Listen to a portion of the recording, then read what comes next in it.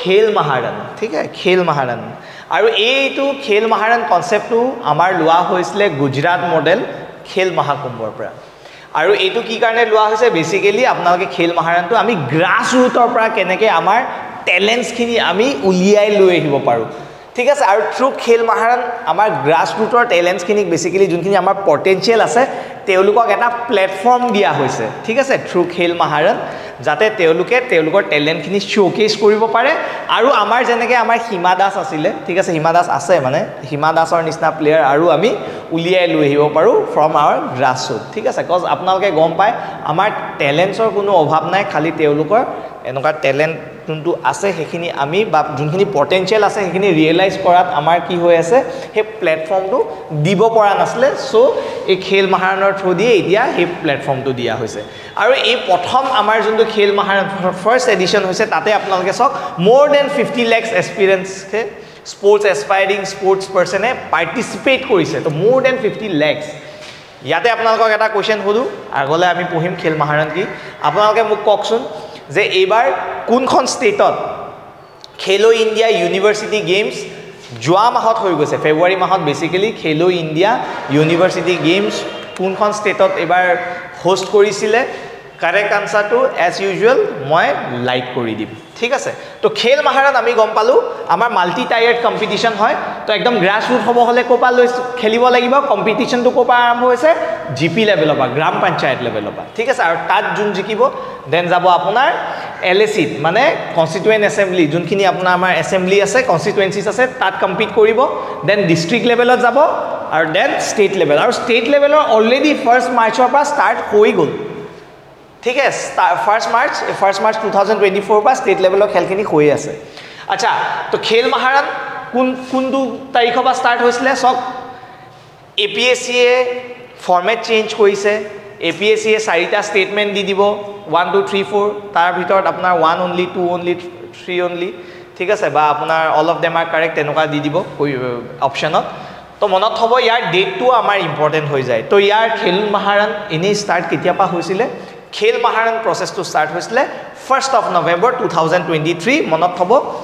ষ্টেটৰ এতিয়া হৈ আছে ফাৰ্স্ট মাৰ্চৰ পৰা ষ্টেট লেভেলত বাট হেতু আমাৰ মনত নথলে হ'ব কিন্তু আমাৰ খেল মহাৰণ এজ এ হোল আমি গম পালো 1 নৱেম্বৰৰ পৰা ষ্টাৰ্ট হৈছিল ঠিক আছে 23 চনৰ আৰু ইয়াত বেসিক্যালি আপোনাৰ কি কি স্পোর্টস খেলা হৈছে 5টা স্পোর্টস খেলা হৈছে কি ভলি নেক্সট হৈ গ'ল কাবাডি খোখো আপোনাৰ এথলেটিক্স আৰু ফুটবল তো এই 5টা স্পোৰ্টস আপোনালোকে মনত থব আৰু জেগা এবাৰ বেসিক্যালি কোড ললে আমি যদি চাও ডিব্ৰুগড়ত কি হৈ আছে এতিয়া ষ্টেট লেভেলত ডিব্ৰুগড়ত হৈ আছে ভলিবল আপোনাৰ খোখো হৈ আছে শিলচৰত গুৱাহাটীত হৈ আছে কাবাডি শোণিতপুৰত হৈ আছে আপোনাৰ above 19 yearsৰ ফুটবল আৰু আপোনাৰ হৈ আছে ডিফুট বিলো 19 yearsৰ ফুটবল আৰু কুকৰাঝাৰত হৈ আছে এথলেটিক্স ঠিক আছে তো এইগিলা জায়গা আপোনালোকে মনত থব লাগিব মোক কোনে স্টেটমেন্ট ওয়াইজ দিব তো জায়গা আৰু স্পোর্টস টু দি দিব আপোনালোকক বা ম্যাচ দ্য ফলোইংও দি দিব পাৰে তো হেকাৰে জায়গা আৰু আপোনালোকে স্পোৰ্টস গিটা মনত থব লাগিব ঠিক আছে আৰু ইনফ্যাক্ট আপোনালোকে সব কি কালাৰসে কি গেম ৰিপ্ৰেজেন্ট কৰিছে যেনেকৈ ৰেডটোৱে আমি ইয়াত দেখিছো ফুটবল কৰিছে আপোনালোকে ইয়াত চাই লব ঠিক আছে তো বেসিক্যালি কি কালাৰে কি ফুটবল মানে আপোনাৰ গেমস ৰিপ্ৰেজেন্ট কৰিছে তো এইটো আমাৰ কাৰণে ইম্পৰ্টেন্ট হৈ যায় আৰু এডিশনাল ইনফৰমেশন আমি যদি চাও ইয়াত বেসিক্যালি ইয়াত যোনটো আমাৰ মেসকট লৈছিলে না মেসকটটো লৈছে দোদান ঠিক আছে দোদান আৰু দোদান কাৰ ৰিলেটিভ হয় দোদান ৰিলেটিভ হয় বান ৰজাৰ ঠিক আছে তো দোদান ৰিলেটিভ হয় বান ৰজাৰ তো আমি মনত থম এতিয়া খেল মহাৰণৰ আমাৰ কি বস্তু মনত ৰব লাগিব আপোনালোকে সক ফাৰ্স্ট খেল মহাৰণ ষ্টাৰ্ট হৈছিলে 1st November 2023 কোনটো মডেলৰ পৰা লৈছে গুজৰাট মডেলৰ পৰা লৈছে নেক্সট মনত থৈ দিব খেল মহাৰণত এজ ক্যাটেগৰি দুটা আছিল এটা আন্ডাৰ 19 আৰু এটা এবভ 19 ঠিক আছে তো আন্ডাৰ 19ত এখিনিয়ে পাৰ্টিসিপেট কৰিব আৰু এবভ 19ত কৰিব নেক্সট আমাৰ স্পোর্টস কেটা আছিল স্পোর্টস আমি চালু 5টা ইভেন্ট আছিল কি আছিল আমি চালু ভলি খোখো কাবাডি ফুটবল আৰু এটা এথলেটিক্স ঠিক আছে আৰু আমাৰ মেসকটটো আমি গম পালো দোদাম জেগা গিটা আপোনালোকে গম পালে গুৱাহাটী ডিব্ৰুগড় শোণিতপুৰ শিলচৰ ডিফু আৰু এটা কুকৰাঝাৰ ঠিক আছে আৰু কি লেভেলত হৈছিল আমাৰ আমি গম পালো জিপি লেভেলত এলএসি লেভেলত ডিস্ট্ৰিক্ট লেভেল আৰু স্পোৰ্টস লেভেলত এতিয়া হৈ আছে অলৰেডি ঠিক আছে Now this was all about আমি গম পালো খেল মহাৰণ নেক্সট আমাৰ টপিক হৈ গল সাংস্কৃতিক মহাসংগ্ৰাম আৰু এতিয়ালৈকে আমি যিমান গিটা টপিক কৰিলো আৰু আগৰ ভিডিওটো আপোনালোকে চাইছে খুব মৰম দিছে মোক ভাল লাগিছে আৰু সেই তাত যিগিটা টপিক আছিলে আৰু আজি যোনগিটা টপিক আনিছো তাত সবচে বেছি ওয়েটেজ মই দিম এই টপিকটোত আমাৰ সাংস্কৃতিক মহাসংগ্ৰাম কিয়নো ওয়েটেজ দিছো কাৰণ এটো আমাৰ ষ্টেট গভৰ্নমেন্টৰ আমাৰ Assam is the first state যোনে এই বস্তুটো আনিছে অল ওভাৰ ইন্ডিয়া ঠিক আছে সাংস্কৃতিক মহাসংগ্ৰাম যত আমাৰ গ্ৰাসৰুট লেভেলৰ আমাৰ কালচাৰাল আৰ্টিষ্ট যিমান আছে তেওঁলোকক এটা মিডিয়াম দিছে যাতে তেওঁলোকৰ ট্যালেন্টটো তেওঁলোকে এগেইন শোকেস কৰিব পাৰে আমাৰ খেল মহাৰণত যেনেকৈ হৈছে ন ইয়াতো একেই হৈছে আমাৰ ইয়াত আমাৰ যদি সক এটো একেই মাল্টি টায়াৰ আমাৰ ইয়াত মাল্টি টায়াৰ কম্পিটিশনে হৈছে যেনেকৈ প্ৰথম জিপি লেভেলত হৈছে গ্ৰাম পঞ্চায়ত লেভেলত হৈছে সেম তাৰ পিছত আমাৰ কি হয় এসেম্বলি কনস্টিটুৱেন্সিত হৈছে then district level and state লেভেলত আমাৰ হৈ গল ঠিক আছে আৰু আপোনালোকে সক ষ্টেট লেভেলত ইয়াৰ কিন্তু অলৰেডি এইটো যোনটো ফাৰ্স্ট আমাৰ এবাৰ এডিশন আসলে সংস্কৃত মানে সাংস্কৃতিক মহাসংগ্ৰামৰ হেতু এবাৰ ফেব্ৰুৱাৰী সৰু হজাই গ্ৰেন্ড ফিনালেটো হৈ গল ঠিক আছে ইতিমধ্যে আৰু ইয়াত আমি চাও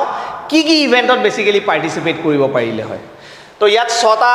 আমাৰ ইভেন্ট আছিলে আমি যদি চাও সব আমাৰ 6টা ইভেন্ট হৈ গল জ্যোতি সংগীত আমাৰ বিষ্ণু ৰাভা সংগীত ভূপেন্দ্ৰ সংগীত ৰবীন্দ্ৰ সংগীত বিহু আছিলে আৰু এটা আছিলে যিকোনো এটা ফক ডান্স ঠিক আছে তো এই 6টা ইভেন্ট আছিলে আৰু খেল মহাৰণত আমি কি দেখিছিলো খেল মহাৰণত দুটা এজ ক্যাটাগৰী আছিলে ইয়াত কিন্তু তিনটা এজ ক্যাটাগৰী দিছিলে আৰু এ বি সি তিনটা এজ ক্যাটাগৰী হৈ গল তো এই ক্যাটাগৰীত বেসিক্যালি আপোনাৰ 12 বছৰ পৰা 18 বছৰ বয়সৰলৈকে যিমান আছিলে সেইখিনিয়ে কম্পিট কৰিব পাৰিছিলে আৰু নেক্সট বিত আসলে আপোনাৰ 19 বছৰৰ কা 24 বছৰ ঠিক আছে তো 19 to 24 ইয়াৰ্ছৰ ভিতৰখিনি বি ক্যাটাগৰীত আসলে আৰু সি ক্যাটাগৰীত বেসিক্যালি 25 ৰ পৰা 35 ইয়াৰ্ছৰ লগে ঠিক আছে 25 ৰ পৰা 35 ইয়াৰ্ছৰ লগে তো এইগিটা এ বি সি ক্যাটাগৰীত আমাৰ ভাগ কৰি দিছিলে সংস্কৃত মহাসংগ্ৰাম ঠিক আছে সাংস্কৃতিক মহাসংগ্ৰাম সৰি তো গম পালে নহয় তো আমি ইয়াত কি মনত থম সাংস্কৃতিক মহাসংগ্ৰামটো বেসিক্যালি সাংস্কৃতিক মহাসংগ্ৰাম আমাৰ অসম গভৰ্নমেন্টৰ ইনিশিয়েটিভ হয় আৰু ইয়াতো আমি চালু মাল্টি টায়াৰ্ড কম্পিটিশন হয় 6টা ইভেন্ট আছিলে আমাৰ জ্যোতি সংগীত আছিলে আমাৰ বিষ্ণু ৰাভা সংগীত আছিলে আমাৰ ভূপেন্দ্ৰ সংগীত আছিলে ৰবীন্দ্ৰ সংগীত আছিলে আৰু কি আছিলে বিহু আৰু 6 নম্বৰটো হৈ গল এনি আদাৰ ফক ডান্স ঠিক আছে তো এইগিটাই বেসিক্যালি আমাৰ সাংস্কৃতিক মহাসংগ্ৰাম আছিলে আৰু এজ ক্যাটাগৰী আমি চালু আমাৰ তিনটা আছিলে ঠিক আছে তো এইগিটা আপোনালোকে মনত থলে হল সাংস্কৃতিক মহাসংগ্ৰামৰ কাৰণে আৰু মই কৈছো নহয় এইটো আমাৰ কিন্তু ইম্পৰ্টেন্ট হয় দেই সাংস্কৃতিক মহাসংগ্ৰামটো